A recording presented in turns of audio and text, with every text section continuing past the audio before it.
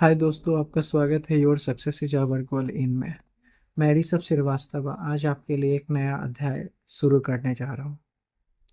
भारतीय इतिहास सामान्य परिचय प्राचीन भारत। ठीक है, क्या है प्राचीन भारत का इतिहास? हमारी कहानी की सबसे पहली किताब है।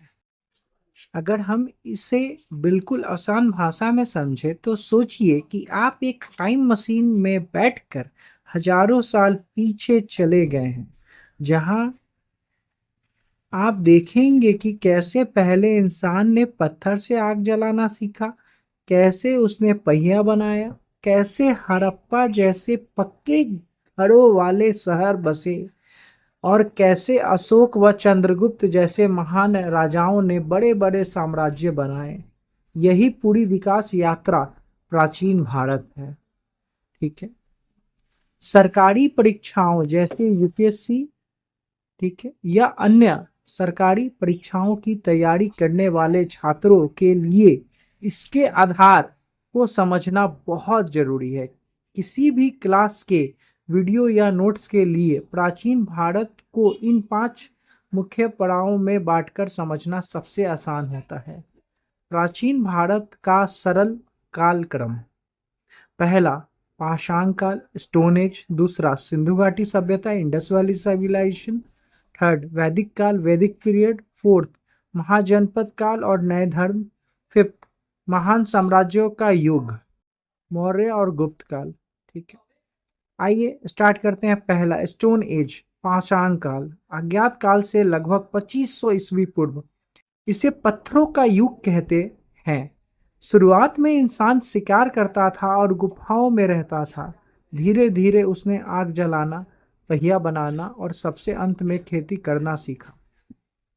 सिंधु घाटी सभ्यता 2500 ईस्वी पूर्व से 1750 ईस्वी पूर्व।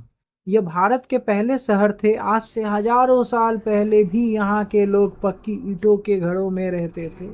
चौड़ी सड़कें थी और नालियों की बहुत अच्छी व्यवस्था थी। हड़प्पा और मोहनजोदारो इसके सबसे प्रसिद्ध शहर थे। ठीक है, वैदिक काल, वैदिक पीरियड 1500 ईस्वी पूर्व से 600 ईस्वी पूर्व। यह वह समय था जब वेदों जैसे ऋग्वेद की रचना हुई। लोग वापस गांव में रहने लगे थे। उनका मुख्य काम खेती और पशुपालन था। इस काल में गाय को बहुत पवित्र और कीमती माना जाता था। ठीक है, महाजनपद काल और नए धर्म 600 ईस्वी पूर्व के आसपास छोटे मोटे गांव नहीं, छोटे छोटे गांव अब बड़े राज्यों में बदल गए, जिन्हें महाजनपद कहा गया। कुल 16 महाजनपद थे, जिनमें मगध सबसे शक्तिशाली बना। इसी समय समाज में बदलाव लाने के लिए भगवान बुद्ध, बौद्ध धर्म और महावीर स्वामी जैन धर्म ने शांति और अहिंसा का संदेश दिया। अगला, महान साम्राज्यों का युग, मौर्य और गुप्त काल 322 ईस्वी पूर्व से 550 ईस्वी तक। मौर्य काल, चंद्रगुप्त मौर्य और सम्राट अशोक ने पूरे भारत को एक किया।